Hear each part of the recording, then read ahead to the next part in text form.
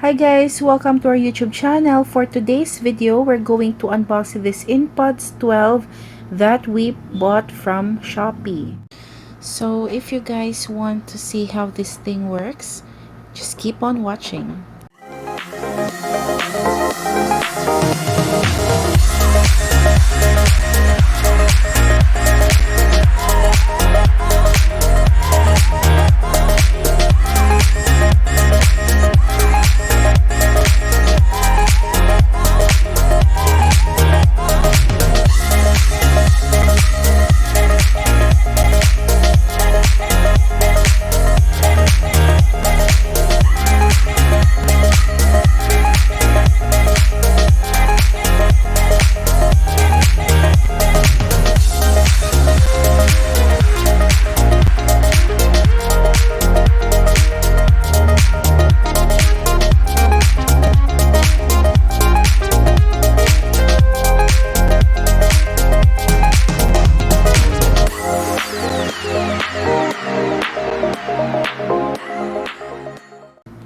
Okay, so ngayon, since nakaseal pa siya, bubuksan muna natin ito.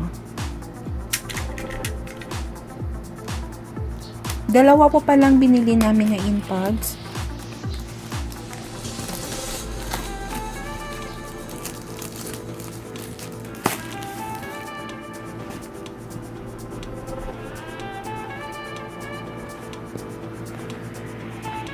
Yung binubuksan ni Hubby ngayon is yung black. So, tignan natin kung black talaga. Yes, black nga. Nakalagay siya sa plastic. Yan na po siya. Tignan natin. Wow! So, yan po guys, yung InPods 12. So, yan po yung charging port niya sa baba. Yan po, yung sa baba ng InPods. At sa baba ng InPods, meron din siyang charging. Anong tawag dyan? Charging port. So, ganyan po yung tsura niya, guys. Tingnan natin kung nag-on ba siya. Pero, I suggest, guys, before you use it, charge nyo muna. Siguro mga 1 hour. At least 1 hour before you use it. Ay, hindi siya nag-on. Or hindi siya umiilaw, guys, kasi itim siya eh. So, hindi makikita yung ilaw sa loob. Unlike sa pink na InPods na binili namin, makikita mo na umiilaw talaga siya. Makikita niyo yung ilaw. Walang battery. Ayan. Walang battery siguro. Pag merong battery, kita niyo umiilaw siya na kulay blue. Ayan, umiilaw pala siya, guys. Ayan, nagre-reflect siya sa case. Sa box. So, yan. Hindi pala siya masyadong makikita yung ilaw. Pag black yung binili nyo. Okay, so we're going to unbox ang InPods 12 na color blue.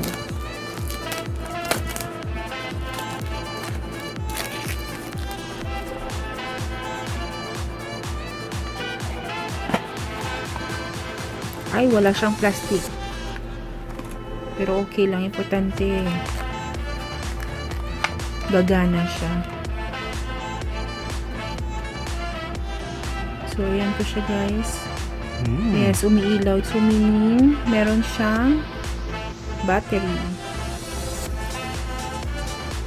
Pero again, I suggest before you use it, charge mo muna for at least 1 hour. Meron ata siyang nakalagay na leaflet sa loob na user's guide. Diyan yung makikita kung ilang oras nyo siyang dapat i-charge. Yung mga specifications niya. Yan. Kasulat naman siya in English.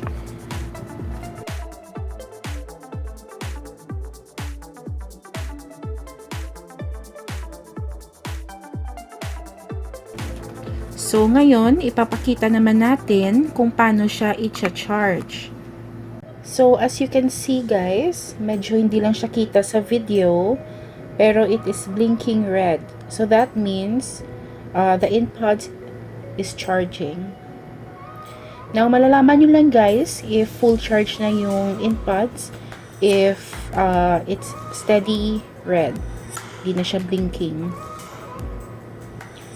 You can also charge the InPods guys without the, you can charge the case lang kahit wala yung InPod sa loob. Yan guys, pwede nyo siyang i-charge yung case lang kahit wala yung InPod sa loob. So in case na maubusan yung battery, yung InPods, pwede nyo lang siya ilagay sa loob para i-charge. Ngayon, papakita ko naman sa inyo guys paano siya i-pair or i-connect sa inyong mobile device. So, itatry na natin po ngayon i-pair yung InPods sa mobile phone natin. First, of course, you have to turn on your Bluetooth. Then, search for devices. And you will see I12. Click on that. It's pairing. And it is now connected. Now guys, if you want to turn on or turn off your InPods, just press and hold down for 2 to 3 seconds. And you will see that the lights will turn on. And if you want to turn it off, just press and hold down again for 2 to 3 seconds and the lights will turn off. And if you want to pause the music, just tap it once. At para naman i-decrease ang volume ng music, just tap it 3 times.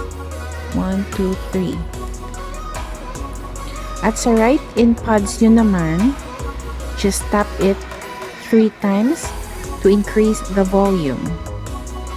At sa right InPods naman, just tap twice para skip ang next video.